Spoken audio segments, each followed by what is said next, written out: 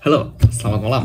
Jadi akhir-akhir ini di sosmedku berseliweran bagaimana cara kita belajar, metode-metodenya macam-macam. Aku habis itu belajar, udah tak coba satu-satu dan juga udah nemu sih sebenarnya yang cocok. Tapi di sini aku bakal share macam-macam jenis belajar, metode belajar yang mungkin akan efektif ketika teman-teman itu laksanakan.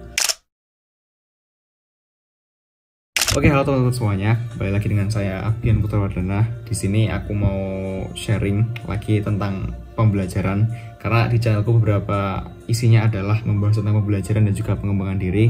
Mungkin teman-teman yang belum tahu channelku, silahkan klik subscribe dulu atau mungkin dicek dulu di channelku. Dan juga teman-teman yang belum like video ini, belum kasih komentar positif, silahkan ditinggalkan dulu agar aku besok lebih semangat buat bikin video.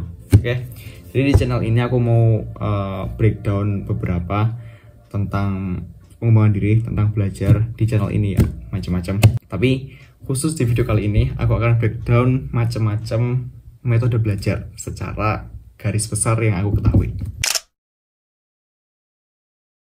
Oke, sebelum masuk ke pembahasan utama, kita harus tahu dulu sebenarnya metode ataupun proses belajar itu apa. Jadi menurutku sendiri, proses belajar adalah suatu proses yang mana kita untuk menambah pengetahuan, nambah wawasan juga. Tapi metode itu apa? Metode itu adalah cara kita untuk mencari ilmunya, cara kita untuk mempelajari suatu ilmu, mempelajari suatu hal yang mana informasi-informasi baru gitu. Nah oke, tentu dalam sebuah proses belajar perlu 3 tahap. Yang pertama adalah target dulu dan juga niat.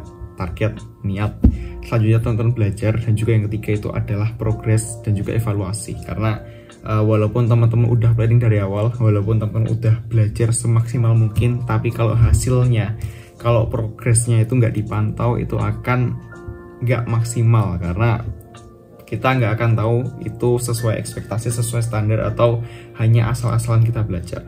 Oke, perlu diketahui juga ketika kita udah menerapkan metode belajar, ketika kita udah menerapkan cara-cara belajar yang efektif, itu gunanya buat apa? Gunanya adalah untuk mempermudah kita menangkap informasi. Intinya adalah bagaimana cara kita belajar yang efektif, itu ya udah pakai beberapa metode belajar. Nah, di sini aku udah kumpulin beberapa, kita akan bahas satu-satu.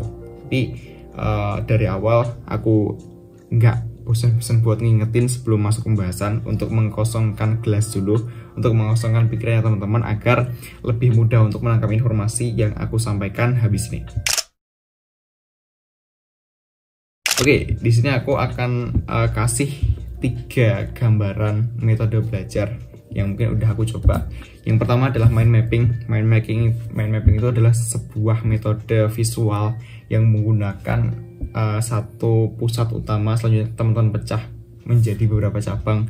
Cabang-cabang tersebut teman-teman pecah lagi menjadi sub-sub cabang. Yang mana sebenarnya metode mind mapping ini udah aku jelasin di mini e-bookku. Mungkin teman-teman bisa cek di bio Instagramku, dan juga teman-teman bisa baca sedikit lah. Itu karena gratis juga.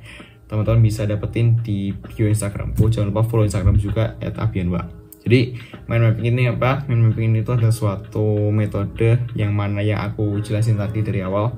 Itu adalah membreakdown materi dan juga breakdown masalah-masalah kecil mungkin, yang mana ketika kita udah breakdown dari utama ke cabang, dari cabang ke sub-sub cabang, itu akan lebih mudah untuk kita cari tahu apa yang kita pelajari mulai dari hal-hal kecil.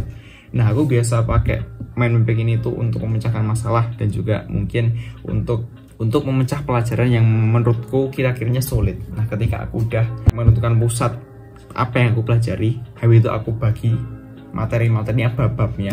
Setelah itu aku pecah lagi menjadi sub materi, sub bab, yang mana ketika aku bingung mau belajar dari mana, aku belajar dari hal-hal kecilnya dulu, dari sub cabang yang udah aku pecah tadi. Nah, ketika kita udah belajar beberapa, kita coba untuk mengkaitkan dari beberapa sub cabang tersebut menjadi sebuah cabang, dan juga nanti terpusat dalam satu pusat pohon mind mapping seperti itu. Nah, itu sih tentang mind mapping. Mungkin teman-teman bisa baca lagi mind mapping selengkapnya di bio Instagramku tentang ebook mind mapping, itu ada ya di bio Instagramku, teman-teman bisa cek.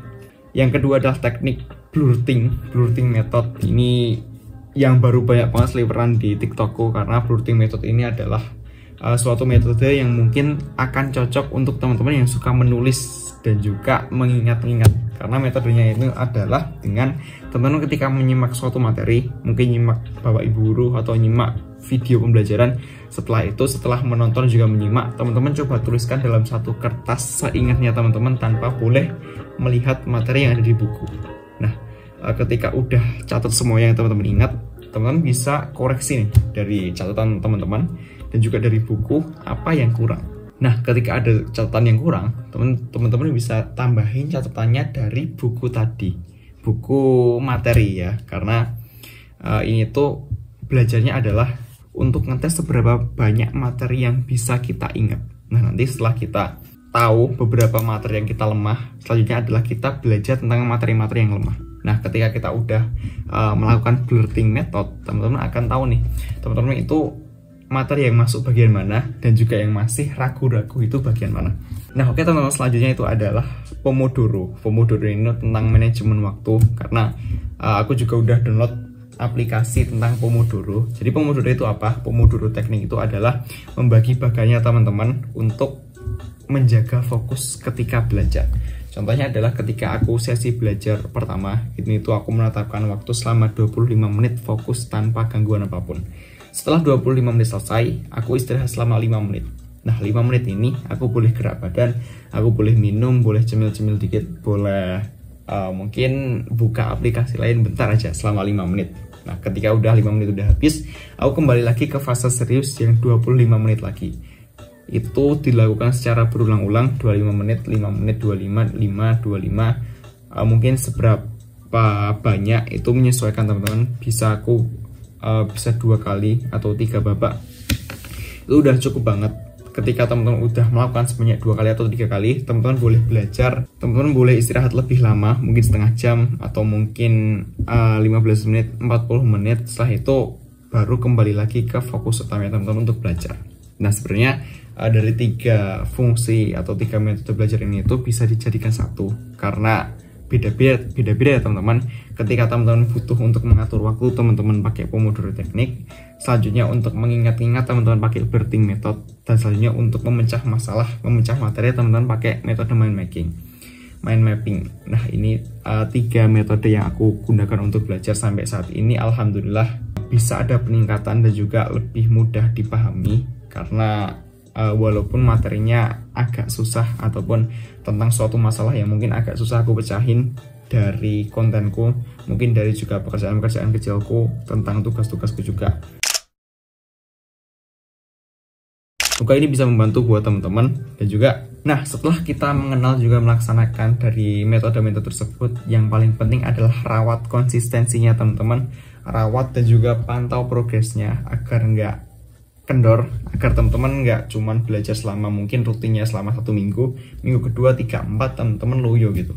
Jadi lebih ke rawat konsistensinya, rawat semangatnya juga, dan juga sesuaikan ya teman-teman. Jangan lupa sesuaikan tentang metode yang cocok juga, karena setiap orang aku yakin berbeda-beda. Ada orang yang belajar itu harus fokus selama berapa menit dulu baru bisa fokus.